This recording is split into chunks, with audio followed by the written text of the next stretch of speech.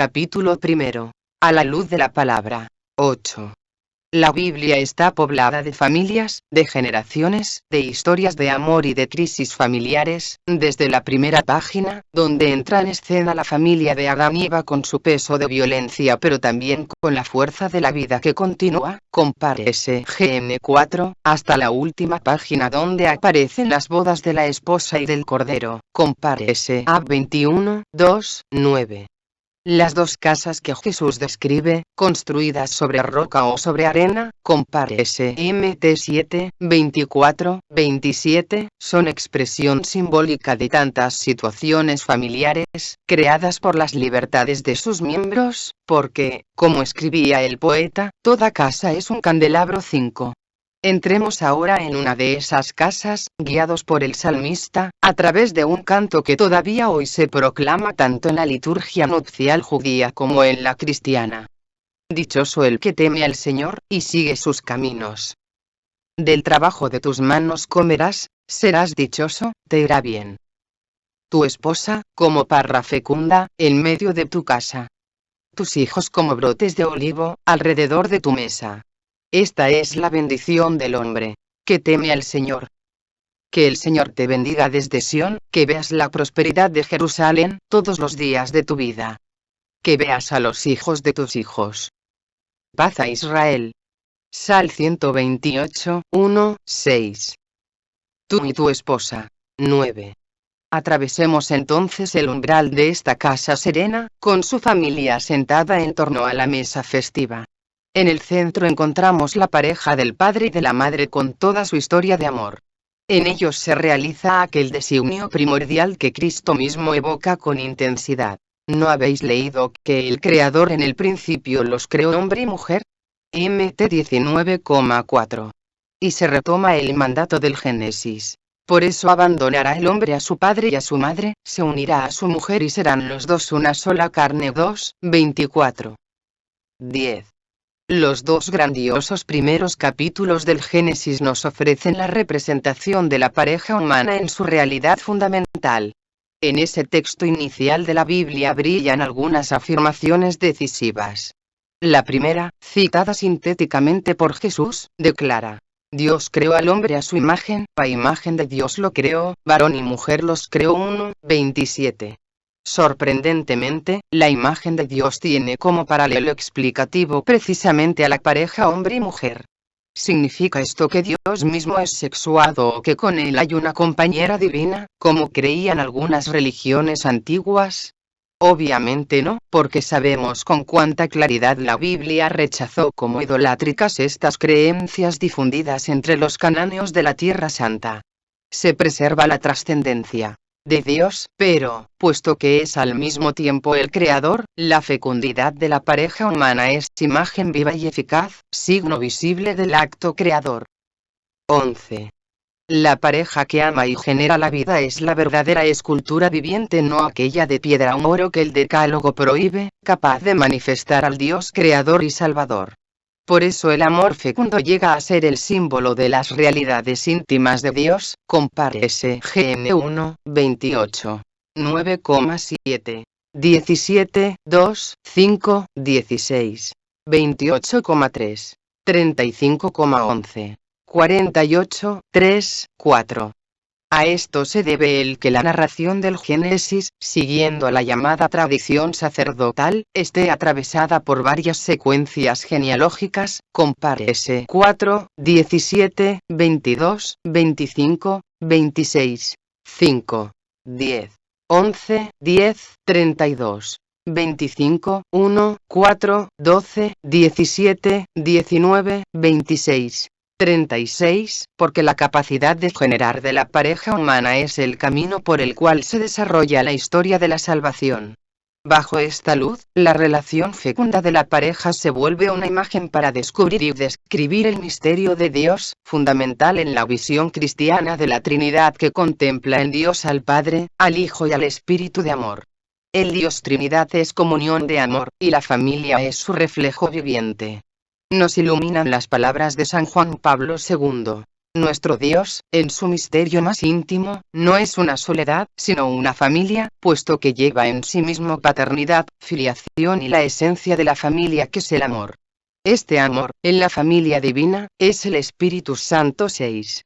La familia no es pues algo ajeno a la misma esencia divina 7.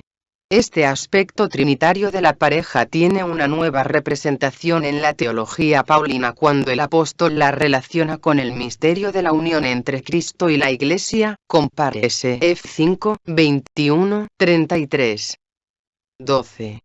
Pero Jesús, en su reflexión sobre el matrimonio, nos remite a otra página del Génesis, el capítulo 2, donde aparece un admirable retrato de la pareja con detalles luminosos.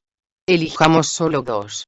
El primero es la inquietud del varón que busca una ayuda recíproca VV 18-20, capaz de resolver esa soledad que le perturba y que no es aplacada por la cercanía de los animales y de todo lo creado. La expresión original hebrea nos remite a una relación directa, casi frontal, los ojos en un diálogo también tácito, porque en el amor los silencios suelen ser más elocuentes que las palabras. Es el encuentro con un rostro, con un tú que refleja el amor divino y es el comienzo de la fortuna, una ayuda semejante a él y una columna de apoyos y 36,24, como dice un sabio bíblico. O bien, como exclamará la mujer del Cantar de los Cantares en una estupenda profesión de amor y de donación en la reciprocidad. Mi amado es mío y yo suya, yo soy para mi amado y mi amado es para mí. 2:16. 6,3. 13. De este encuentro, que sana la soledad, surgen la generación y la familia. Este es el segundo detalle que podemos destacar. Adán, que es también el hombre de todos los tiempos y de todas las regiones de nuestro planeta, junto con su mujer, da origen a una nueva familia, como repite Jesús citando el Génesis. Se unirá a su mujer, y serán los dos una sola carne. Mt 19,5. Compare SGN 2:24. El verbo unirse en el original hebreo indica una estrecha sintonía, una adhesión física e interior, hasta el punto que se utiliza para describir la unión con Dios. Mi alma está unida a ti. Sal 63,9, canta el orante. Se evoca así la unión matrimonial no solamente en su dimensión sexual y corpórea, sino también en su donación voluntaria de amor. El fruto de esta unión es ser una sola carne, sea en el abrazo físico, sea en la unión de los corazones y de las vidas y, quizás, en el hijo que nacerá de los dos, el cual llevará en sí, uniéndolas no solo genéticamente sino también espiritualmente, las dos carnes. Tus hijos como brotes de olivo. 14. Retomemos el canto del salmista. Allí aparecen, dentro de la casa donde el hombre y su esposa están sentados a la mesa, los hijos que los acompañan como brotes de olivos. Al 128,3, es decir, llenos de energía y de vitalidad. Si los padres son como los fundamentos de la casa, los hijos son como las piedras vivas de la familia, compare S1P 2,5. Es significativo que en el Antiguo Testamento la palabra que aparece más veces después de la divina, Iu, el Señor, es hijoven, un vocablo que remite al verbo hebreo que significa construir Balá. Por eso, en el Salmo 127 se exalta el don de los hijos con imágenes que se refieren tanto a la edificación de una casa, como a la vida social y comercial que se desarrollaba en la puerta de la ciudad. Si el Señor no construye la casa, en vano se cansan los albañiles. La herencia que da el Señor son los hijos. Su salario, el fruto del vientre. Son saetas en mano de un guerrero los hijos de la juventud. Dichoso el hombre que llena con ellas su aljaba. No quedará derrotado cuando litigue con su adversario en la plaza. VV 1, 3, 5.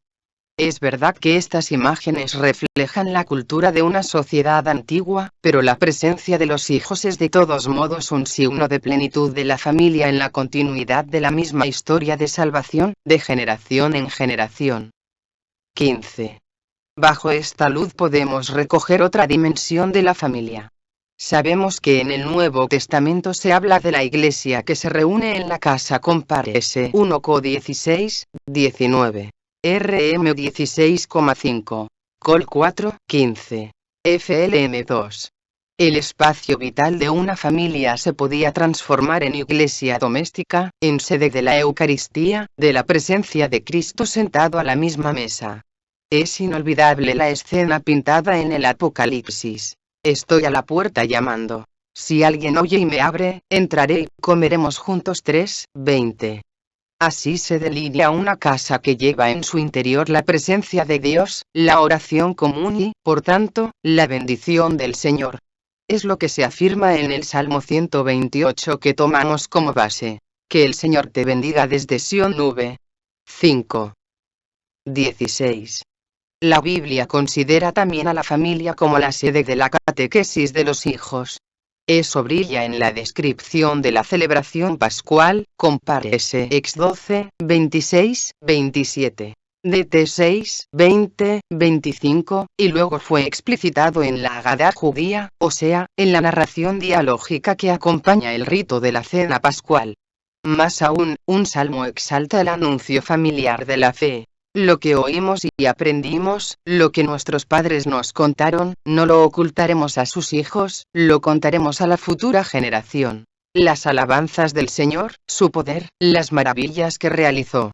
Porque Él estableció una norma para Jacob, dio una ley a Israel. Él mandó a nuestros padres que lo enseñaran a sus hijos, para que lo supiera la generación siguiente, y los hijos que nacieran después. Que surjan y lo cuenten a sus hijos. Al 78, 3, 6.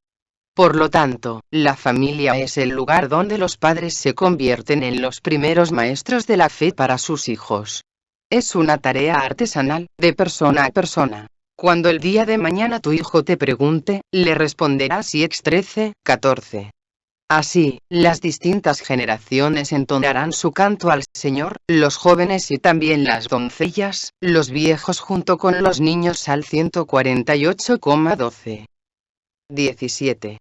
Los padres tienen el deber de cumplir con seriedad su misión educadora, como enseñan a menudo los sabios bíblicos, compárese PR 3, 11, 12, 6, 20, 22, 13,1, 22, 15, 23, 13, 14, 29,17.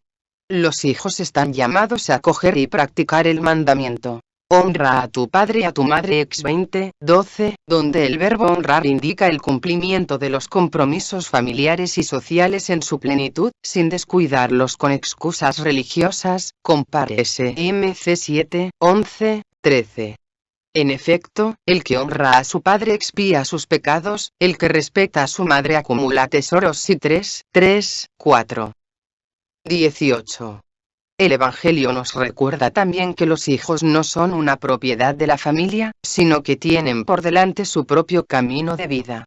Si es verdad que Jesús se presenta como modelo de obediencia a sus padres terrenos, sometiéndose a ellos, cf.lc 2, 51, también es cierto que Él muestra que la elección de vida del Hijo y su misma vocación cristiana pueden exigir una separación para cumplir con su propia entrega al reino de Dios, compárese MT 10, 34, 37, LC 9, 59, 62.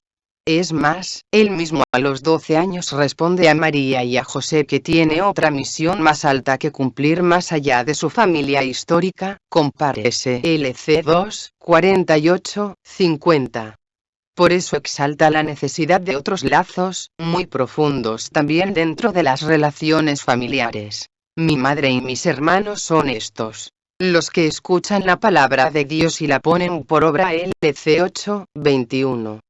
Por otra parte, en la atención que él presta a los niños considerados en la sociedad del Antiguo Oriente Próximo como sujetos sin particulares derechos e incluso como objeto de posesión familiar, Jesús llega al punto de presentarlos a los adultos casi como maestros, por su confianza simple y espontánea ante los demás. En verdad os digo que si no os convertís y os hacéis como niños, no entraréis en el reino de los cielos.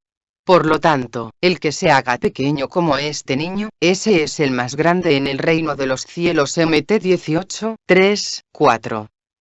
Un sendero de sufrimiento y de sangre. 19. El idilio que manifiesta el Salmo 128 no niega una realidad amarga que marca todas las sagradas escrituras. Es la presencia del dolor, del mal, de la violencia que rompen la vida de la familia y su íntima comunión de vida y de amor.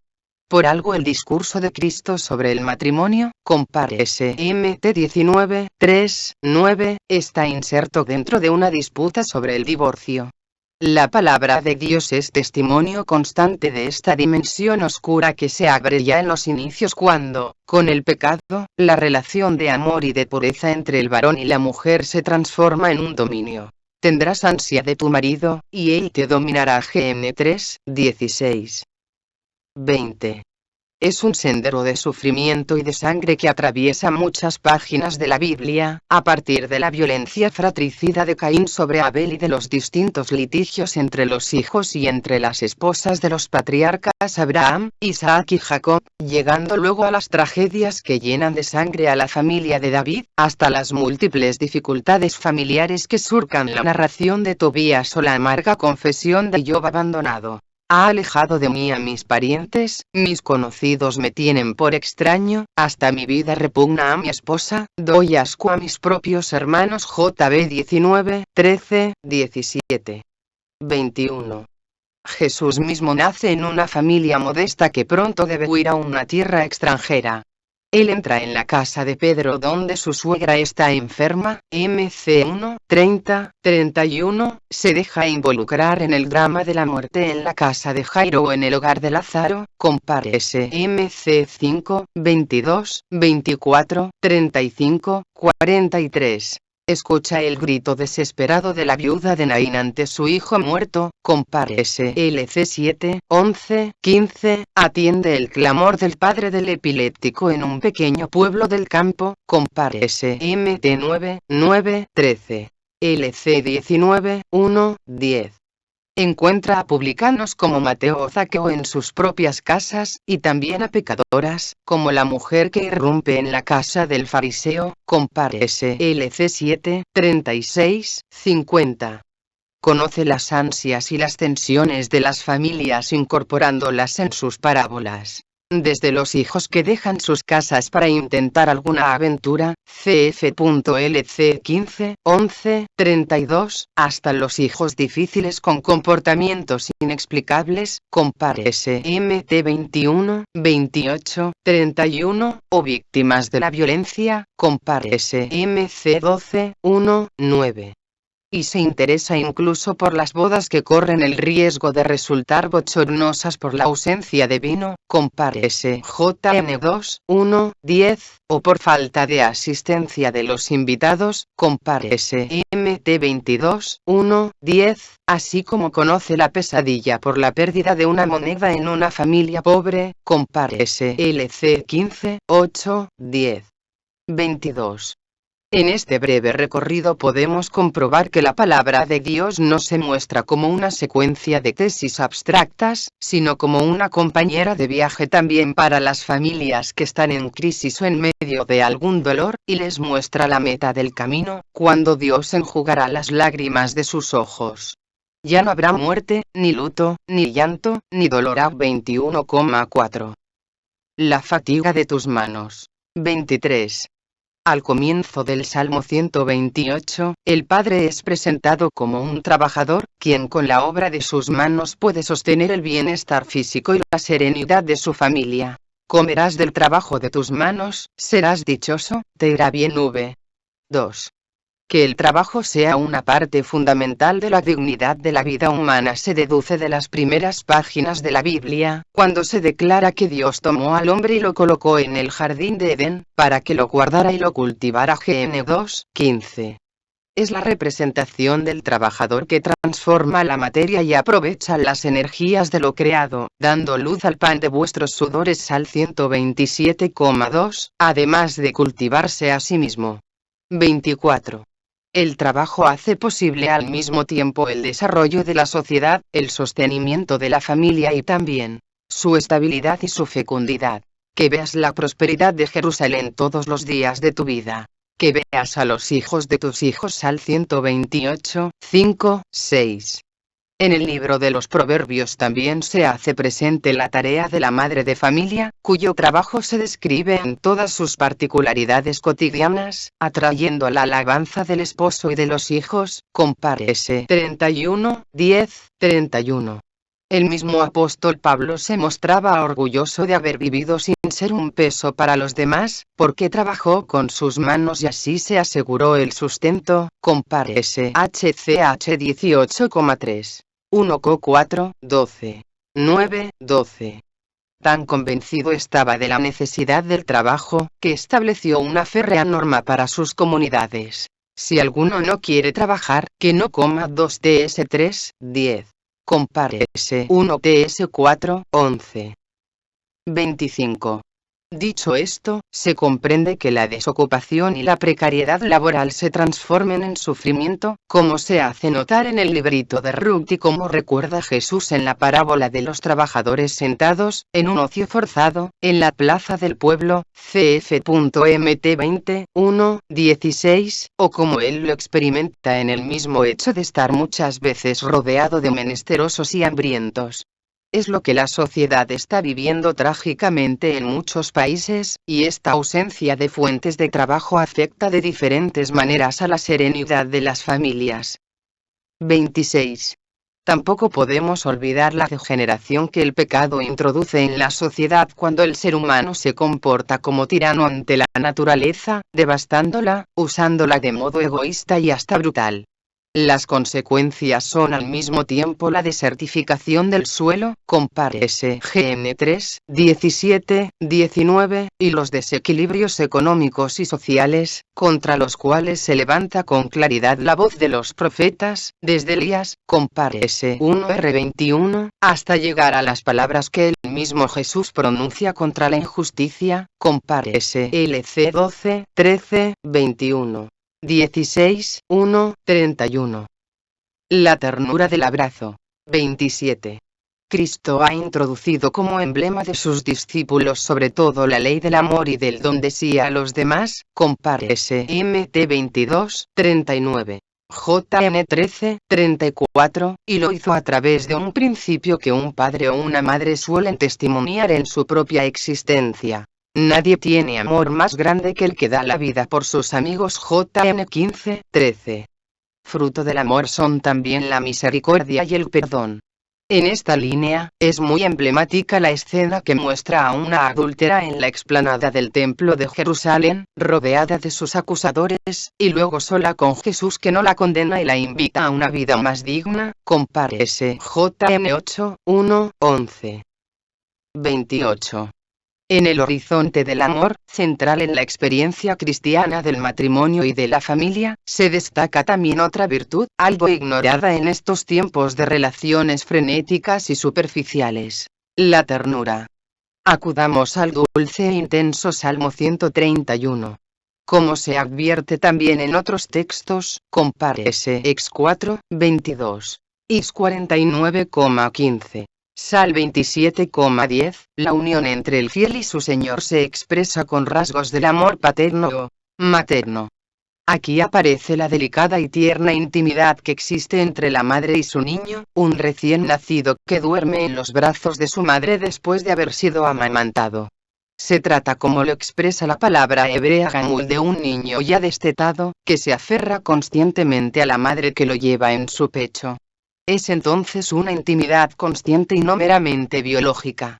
Por eso el salmista canta: tengo mi interior en paz y en silencio, como un niño destetado en el regazo de su madre. Sal 131,2. De modo paralelo, podemos acudir a otra escena, donde el profeta Oseas coloca en boca de Dios como Padre estas palabras conmovedoras: cuando Israel era joven, lo amé, yo enseñé a andar a Efraín, lo alzaba en brazos, con cuerdas humanas, con correas de amor lo atraía. Era para ellos como el que levanta a un niño contra su mejilla, me inclinaba y le daba de comer. 11, 1, 3, 4. 29. Con esta mirada, hecha de fe y de amor, de gracia y de compromiso, de familia humana y de Trinidad divina, contemplamos la familia que la palabra de Dios confía en las manos del varón, de la mujer y de los hijos para que conformen una comunión de personas que sea imagen de la unión entre el Padre, el Hijo y el Espíritu Santo. La actividad generativa y educativa es, a su vez, un reflejo de la obra creadora del Padre. La familia está llamada a compartir la oración cotidiana, la lectura de la palabra de Dios y la comunión eucarística para hacer crecer el amor y convertirse cada vez más en templo donde habita el Espíritu. 30. Ante cada familia se presenta el icono de la familia de Nazaret, con su cotidianeidad hecha de cansancios y hasta de pesadillas, como cuando tuvo que sufrir la incomprensible violencia de Herodes, experiencia que se repite trágicamente todavía hoy en tantas familias de prófugos desechados e inermes. Como los magos, las familias son invitadas a contemplar al niño y a la madre, a postrarse y a adorarlo, compare SMT 2:11. Como María, son exhortadas a vivir con coraje y serenidad sus desafíos familiares, tristes y entusiasmantes, y a custodiar y meditar en el corazón las maravillas de Dios, compare SLC 2:19-51. En el tesoro del corazón de María están también todos los acontecimientos de cada una de nuestras familias, que ella conserva cuidadosamente. Por eso puede ayudarnos a interpretarlos para reconocer en la historia familiar el mensaje de Dios.